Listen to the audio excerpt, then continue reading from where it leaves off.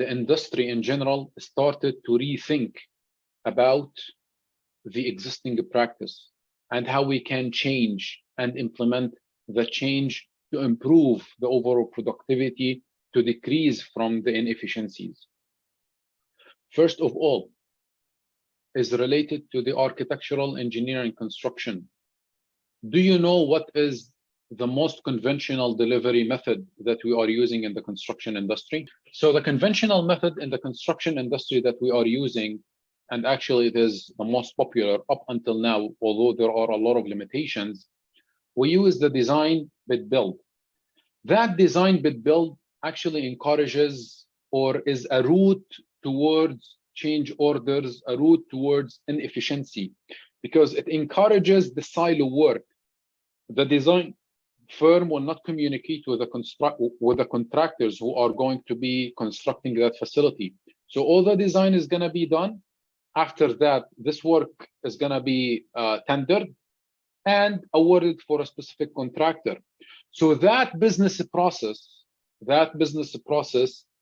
is part of the game, which the construction industry and the practitioners are actually rethinking.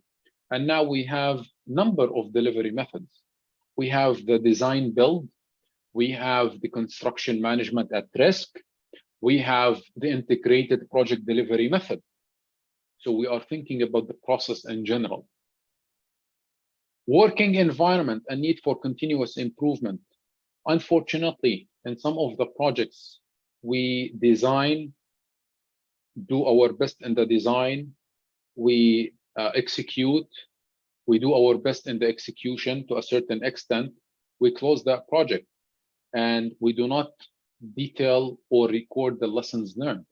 Where if we record them, would have benefited us in future projects. Here we are talking about the dimming cycle, which is part of the lean management. It helps us in planning, acting, and reacting. After we revise our processes, what has been done wrong? What should have been done if, for example, we did not use this tool, but rather this temporary, tool? All of this is part of rethinking, and this goes under the lean construction, the continuous improvement and the feedback loop, continuous feedback loop. Another aspect is integrating technology into the system. Do you know that artificial intelligence has been there since a very, very long time?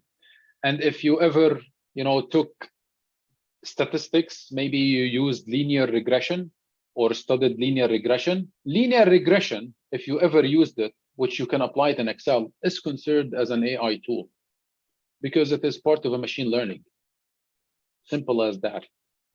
AI was there or is there since a very long time, but we are heavily starting to hear about it. It is becoming as a buzzword in the past decade. And we started to see the benefits. We actually started to see some startups that only experts in a certain domain implementing AI for the construction, implementing AI for the infrastructure, implementing AI for the sewer system, implementing AI for connected systems or connected robots.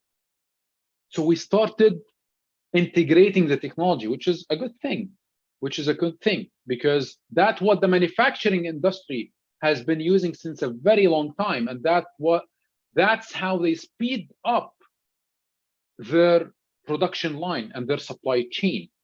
And that's what we need, because if we want to rely on the modular construction and offsite construction, we need some sort of technologies and tools that the manufacturing industry is implementing. We need to adapt to a certain point of time. And most importantly is the culture and the behavior. It's a matter of behavior and cultural change. And of course, using the optimum technology based on our needs. We have to first evaluate the process before moving forward and purchasing the tools that we need.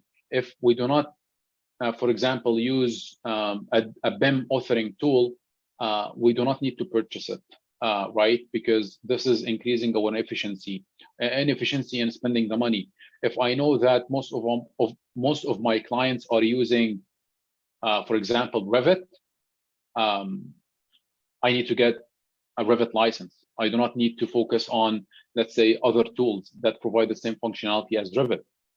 So we have to be mindful about this. If I know that we need iPads to do some field supervision, we need to purchase that. We need to have it as part of our inventory for our field staff or our QA/QC staff to do that kind of work or use that kind of tool in order to confirm completion of certain work, or in order to confirm whatever being designed is site using the augmented reality if it is applied in the project.